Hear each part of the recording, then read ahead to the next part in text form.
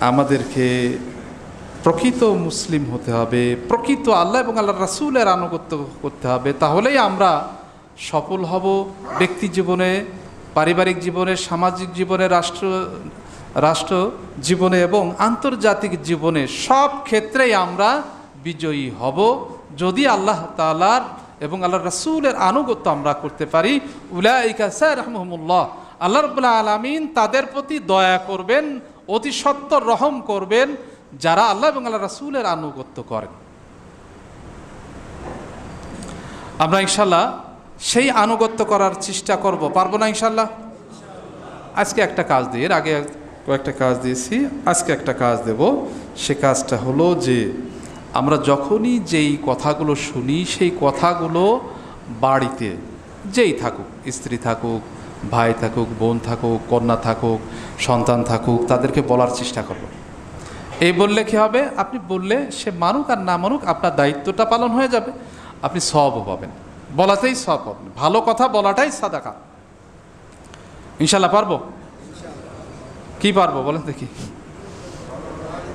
বাড়িতে আলোচনা করব। আমাদের এই বাড়িতে আলোচনা হয় না।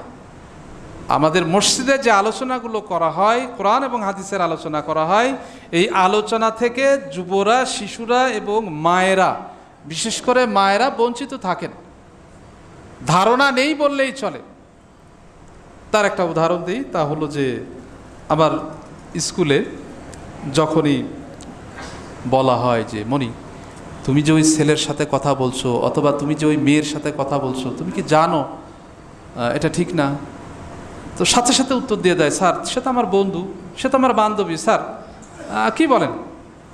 মানে ধারণাটা এমন যে বন্ধু এবং বান্ধবীর সাথে কথা বলাটা এটা নাজায়েজ কিছু না। এটা পশ্চিমা বিশ্বের একটা চক্রান্ত যে কি বলে, একজন মানুষের সাথে কথা বলতে পারবে না, সহপাঠীর সাথে কথা বলতে পারবে না, এটা হলো নাকি? কিন্তু ইসলাম যে বলেছে অশ্লীলতার ধারে কাছেও যেও না। ব্যভিচার তো দূরের কথা, ব্যভিচার হয় যে কারণে, সেই কারণের কাছেও যেও না। এর কারণের মধ্য থেকে উল্লেখযোগ্য যে প্রধান কারণটা, সেটা হলো চোখ। এই চোখ অবনত রাখতে বলা হয়েছে, নারীকেও বলা হয়েছে, পুরুষকেও বলা হয়েছে। আর গল্প গুজব করাতে সে তো আরও দূরের বিষয়। আমাদের সন্তানেরা এতটুকু জানে না। এমনকি দুঃখের বিষয় হলো যে অনেক আলেম পরিবারের সন্তানেরা পরিবারের সদস্যদের, বোন, নারী, মা, কন্যা, স্ত্রী, এদের ছবি প্রকাশ্যে ফেসবুকে দিয়ে আবার সেখানে দোয়া চাচ্ছে। আমাদের ধারণা, আমাদের ইসলাম সম্পর্কে, পর্দা সম্পর্কে ধারণা এমন পর্যায়ে চলে গেছে, শুধু সাধারণ মানুষ না, কোনো আলেম এ কাজটাও করছে। তাহলে আমরা লাঞ্ছিত হব না? তাহলে কে লাঞ্ছিত হবে? এজন্য আমার অনুরোধ থাকবে যে আমরা যেই আলোচনা শুনি, আমরা একবার